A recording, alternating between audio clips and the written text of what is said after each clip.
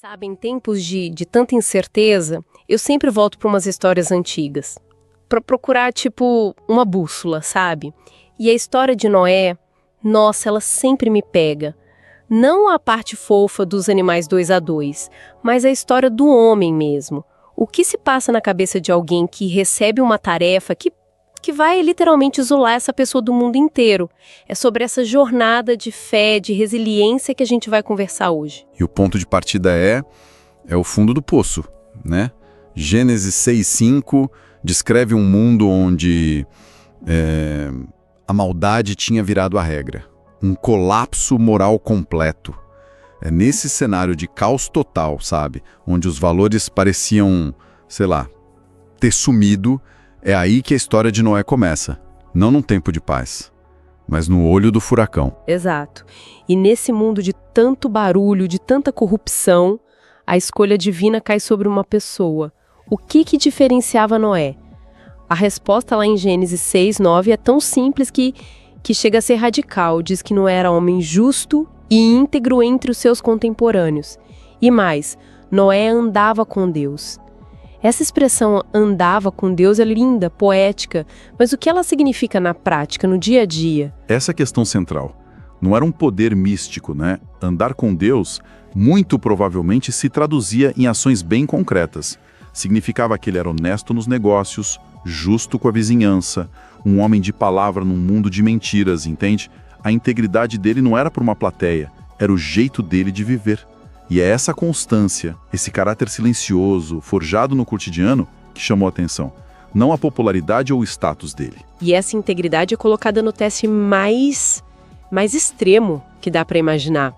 A missão de construir a arca soa como uma loucura. Se a gente pensar nas dimensões hoje, seria o equivalente a construir um prédio de uns 4 andares, com o comprimento de um campo de futebol e meio. Sozinho. No meio do nada, para uma chuva que nunca tinha caído. Eu consigo imaginar os vizinhos, lá vai o Noé de novo, martelando naquele negócio gigante. O que ele vai fazer com isso? Um cruzeiro no deserto. A pressão social deve ter sido, nossa, brutal. Brutal. E é aqui que a fé dele se torna uma coisa palpável. Hebreus 11:7 diz que pela fé, Noé preparou uma arca. A gente pensa em fé como algo etéreo, um sentimento. Mas aqui a fé é um projeto de engenharia. É serrar madeira, calcular medidas, é logística pura.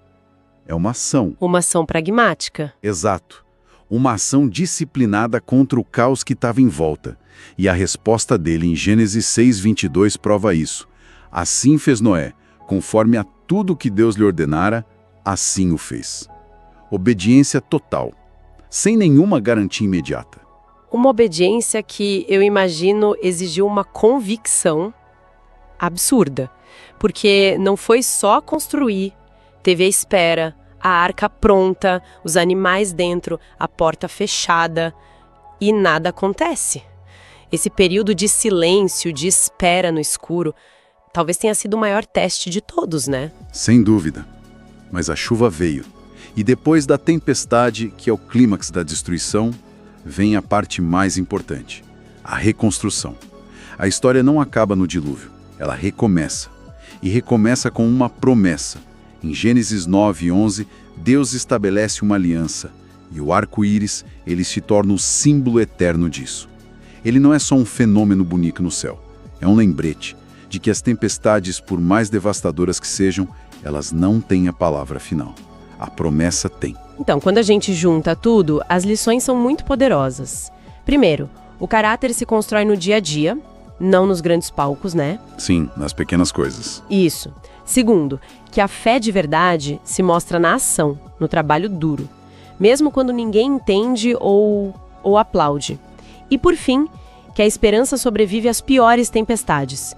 Isso conversa diretamente com qualquer pessoa que hoje esteja, sei lá, construindo uma arca, fazendo algo em que acredita, mesmo sob o olhar de desconfiança do mundo. Exatamente.